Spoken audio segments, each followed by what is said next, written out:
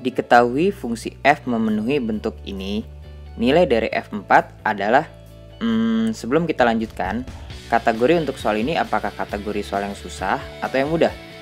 Oke, mindset susah itu lahir ketika kalian nggak tahu apa yang harus kalian lakukan. Nah, untuk bisa mengetahui apa yang harus kalian lakukan, kalian harus bisa menguasai konsep-konsep yang dibutuhkan sehingga kalian bisa mengerjakan soal yang ditanyakan.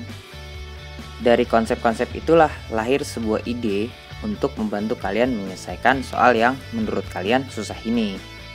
Balik lagi ke soal ya. Ide pertama apa nih yang harus kalian lakukan? Yang jelas sih, kita harus bisa mencari nilai dari ketiga bentuk yang diintegralkan ini. Diapain ya kira-kira? Kalau kita misalkan bagaimana? Jadi integral dari 0 sampai 1 itu A, 0 sampai 2 itu B, dan 0 sampai 3 itu C. Apakah bisa? Ya jawabannya bisa, karena tujuan kalian belajar matematika itu adalah menyederhanakan sebuah masalah sehingga diperoleh bentuk sederhana dari fungsi fx, yaitu ax kuadrat plus bx plus c plus 1. Lalu tugas selanjutnya adalah kita mencari nilai yang kita misalkan tadi ya, yaitu a, b, dan c. Di pemisalan tadi kan nilai a itu adalah integral dari 0 sampai 1 fungsi fx dx. Fungsi fx yang mana ya? Ya yang ini. Jadi dengan kita ganti fungsi fx-nya, maka kita punya nilai dari a-nya itu adalah integral dari 0 sampai 1 ax kuadrat plus bx plus c plus 1 dx.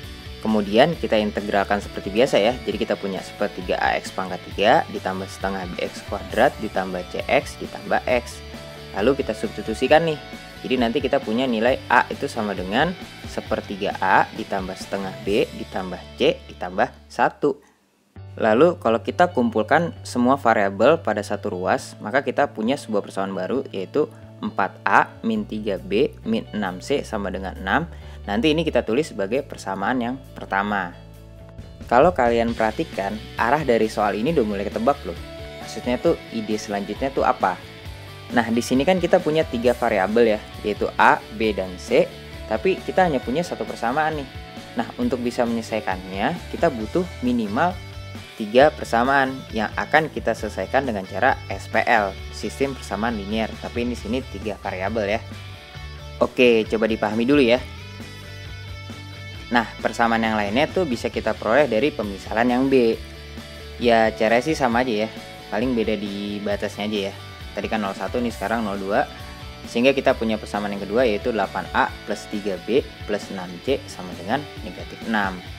Lalu dengan pemisalan yang C, kita peroleh persamaan yang ketiga nih, yaitu 18A plus 9B plus 4C sama dengan negatif 6.